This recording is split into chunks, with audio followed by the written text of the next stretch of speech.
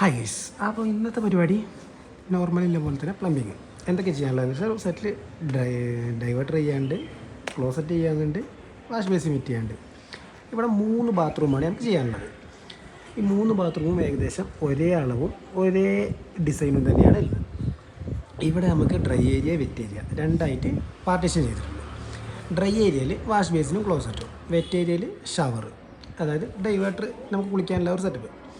Dry ഏരിയയിൽ നമ്മൾ wash ബേസിന് വെക്കുന്നത് ബേസിൻ ഡൈവേർട്ടറാണ്. വെറ്റ് ഏരിയയിൽ വെക്കുന്നത് നമ്മൾ 3 വേ ഡൈവേർട്ടറാണ് ഇവിടെ സെറ്റ് ചെയ്യുന്നത്. 3 വേ ഡൈവേർട്ടറിൽ ഫസ്റ്റ്, സെക്കൻഡ്, തേർഡ് എന്നുണ്ടല്ലോ. അതിൽ ഫസ്റ്റിൽ സ്പൗട്ടും, സെക്കൻഡിൽ ഹാൻഡ് ഷവറും, തേർഡിൽ ഹെഡ് ഷവറുമാണ് നമ്മൾ കൊടുത്തിട്ടുള്ളത്. നമുക്ക് വർക്ക് ഈസി ആക്കാൻ വേണ്ടിയിട്ട് വേണം എന്നുണ്ടെങ്കിൽ നമുക്ക് സെക്കൻഡിൽ ഹാൻഡ് ഷവർ കൊടുക്കാവുന്നതാണ്.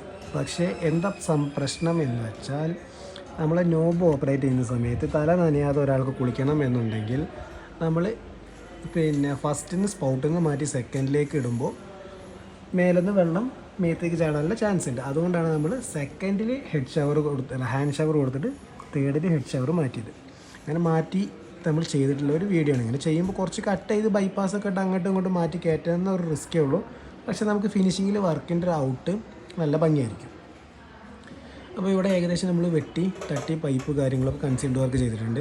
കൺസീൽഡ് വർക്ക് ചെയ്ത് കഴിഞ്ഞാൽ അടുത്ത സ്റ്റെപ്പ് എന്താണെന്നുള്ളത് ഞാൻ നോർമലായിട്ട് തന്നെ പറഞ്ഞിട്ടുണ്ടല്ലോ.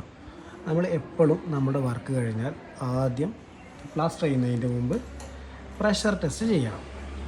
പ്രഷർ ടെസ്റ്റൊക്കെ ചെയ്ത് കൺഫേം ചെയ്തതിൻ്റെ ശേഷം മാത്രമേ നമുക്ക് പ്ലാസ്റ്റർ ചെയ്യാൻ പാടുള്ളൂ. അപ്പോൾ നമ്മൾ പ്രഷർ ടെസ്റ്റ് ചെയ്തുകൊണ്ടിരിക്കുകയാണ്.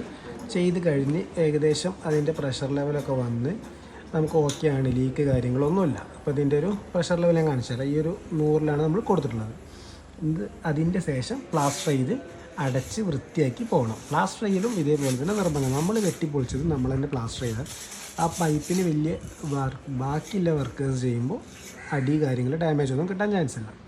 അപ്പോൾ നമ്മൾ രണ്ടാമത്തെ ബാത്റൂമാണ് കേട്ടോ ഇത്. ഫസ്റ്റത്തെ നമ്മൾ പ്ലാസ്റ്റർ ചെയ്ത് കഴിഞ്ഞു. രണ്ടാമത്തെ ബാത്റൂം സെയിം ആയതുകൊണ്ട് തന്നെ കട്ടിങ് കാര്യങ്ങൾ അതിൻ്റെ വീഡിയോസ് ഒന്നും ഇട്ടിട്ടില്ല. മൂന്നാമത്തെ ബാത്റൂം ഒന്നും തുടങ്ങിയിട്ടില്ല. തുടങ്ങിയാൽ അതിൻ്റെ കൂടി വീഡിയോ ഇടുന്നതാണ്. അപ്പോൾ ഇതിൻ്റെ ഔട്ട് കാര്യങ്ങളൊക്കെ ഫൈനൽ വീഡിയോയിൽ കാണിച്ചു തരാവുന്നതാണ്. Thank you.